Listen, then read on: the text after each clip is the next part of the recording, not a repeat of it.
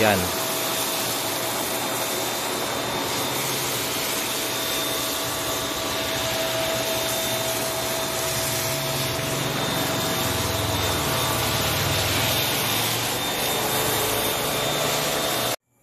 Yun, magandang gabi mga boss. Update tayo sa ating foam vendo kasi may konti tayong binago sa ating setup. Ngayon, tingnan niyo mga boss. Ayan, ito na mga boss, dito tayo sa machine ng ating foam vendo. Ito yung gamit natin ngayon, yung may alikabok na G9 turbo ng Makita mga boss. Tapos ito yung gamit ko dati, yung Karcher na Keto. Ito yung hindi na ginagamit. Tapos meron pa akong isa na machine, ito Lotus na 1400 watts. Yun, nakatingga din.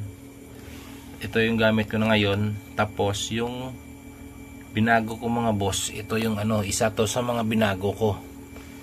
Dapat yung hose niya pala, dapat ito malapit sa tubig para hindi siya mahirapan humigop ng tubig. Kasi dati ito yung hose na to, ito yung gamit ko dati papunta dyan sa machine, galing dun sa galing dun sa drum. Yan, pasensya na kayo mga boss, medyo makalat dito. Yan yan, ito dati yan. Ayan, papunta doon siya humihigop ng tubig. Tapos na-notice ko mga boss, medyo nahihirapan siya humigop doon sa may sa may drum kasi medyo malayo yung hose. Siguro mga estimated mga mga 3 meters, 3 to 4 meters yung haba. Ayan, medyo nahihirapan siya mga boss. Tapos umiingay. Tapos ito ngayon, ito na tinry ko na, ito yung stock niya na hose. Yan. Tapos ito yung injector. Yan, halos same pa rin. Tapos ito nilagyan ko lang ng ng floater. Ito yung floater niya, kaso naglulok ko pa kasi luma na yan. Hindi pa dumating yung order natin galing sa Shopee. Yan. Ayan, tapos ayan mga boss, medyo alikabok na siya. Ayan, tapos ito punta sa hose reel nya. Yan to. So try natin mga boss para at least makita nyo.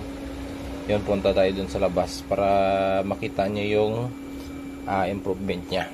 Ito na mga boss, dito na tayo sa sa labas ng bahay. Ayan yung yung box natin ng ng foam. Puro naka tayo boss, naka individual box tayo. Tapos yan, piso Wi-Fi, gumagawa din tayo niyan. Tapos ito yung sa carwash, ayan, naka hose reel din. Tapos ito yung isa. Yan. Yan sila mga boss. Yan, apat sila. Tapos ito mga boss, try natin hulugan itong foam natin para makita. Kasi napansin ko iba yung higop niya mga boss pag pag iba yung buga niya pag pag malapit yung yung tubig, hindi siya mahirapan. Ito mga boss, hulugan ko na.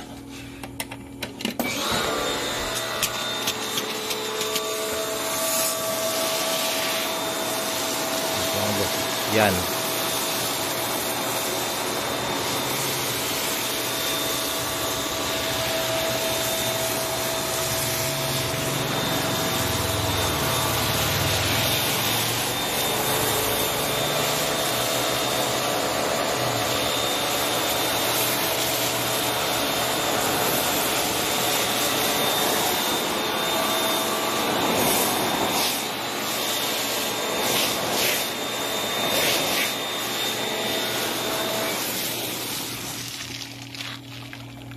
Yan na siya mga boss.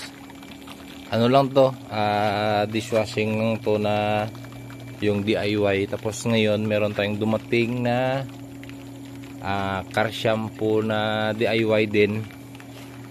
Yun yung ano, i-mix ko mamaya saka itatry natin.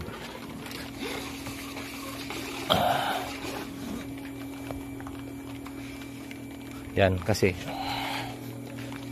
boss, napansin ko okay naman yung buga niya, kaso itong sabon parang ano, yan parang malabnaw pa siya.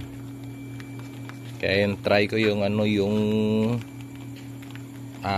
DIY na car shampoo na strawberry yung scent niya. Yan na mga boss, konting tip lang.